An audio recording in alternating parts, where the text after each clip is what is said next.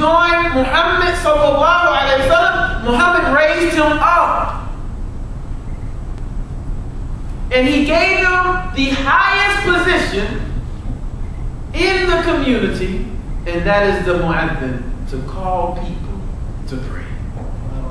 Allahu Akbar, right? And when you study the conquest of Mecca, remember the conquest of Mecca, when Bilal climbed up to the top of the Kaaba, what did Abu Sufyan, he was mellow. Abu Sufyan was smooth.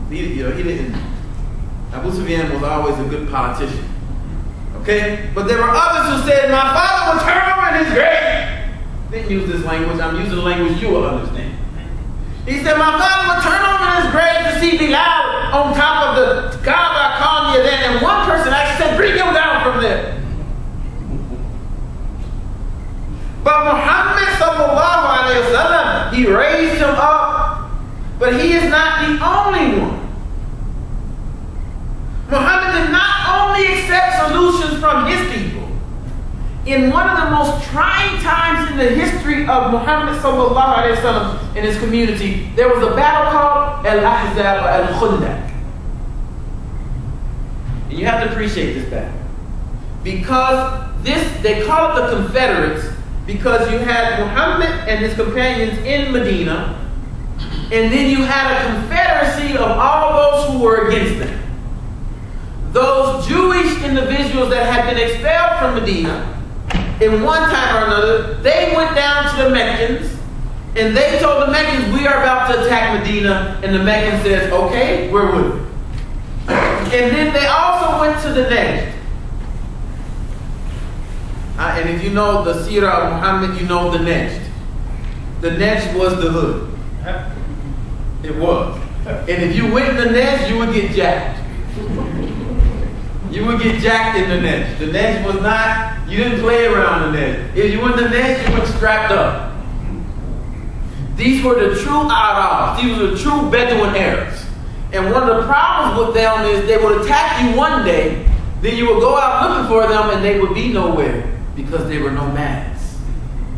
They would just pick their tents up, pick their camels up and leave. So if they ever attacked you and got you and your women, you were going to have a hard time getting them back. Anytime you had a city, you just go to the city, but not the nomads, they just roam around. So you had the Bedouin Arabs from the next, you had those Jewish individuals from up north, and then you had the Meccans, and they were all coming down on Medina, 10,000 men strong. They were coming down on Medina, and they outnumbered every man, woman, and child in Medina.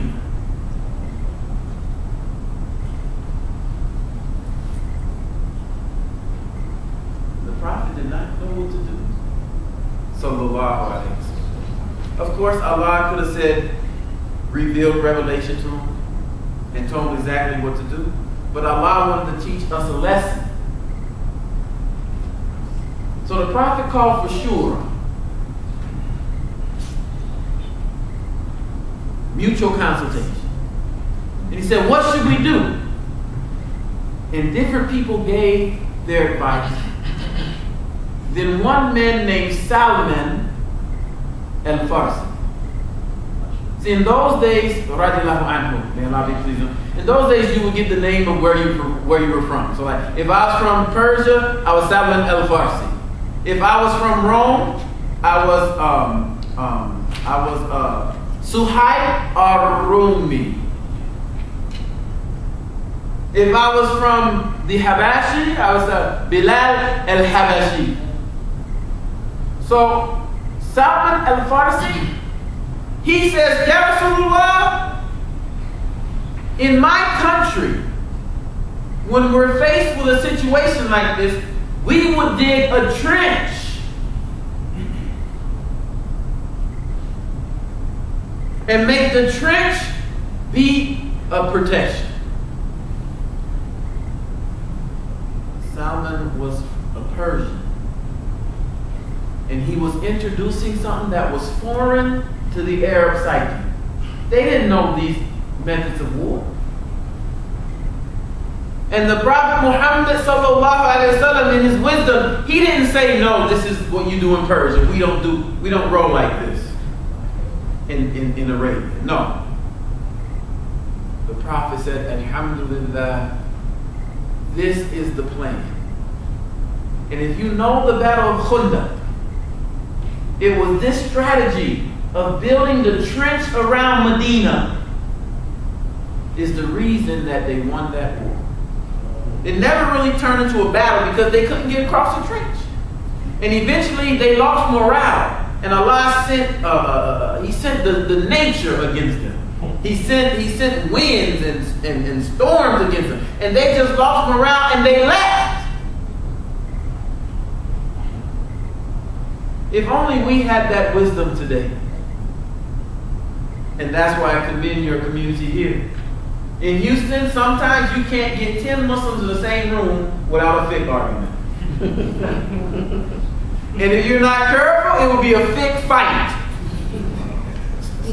People will start swinging and throwing blows and everything else. Why? Because I raised my hands this high and you raised your hands this high. We forget why we're praying.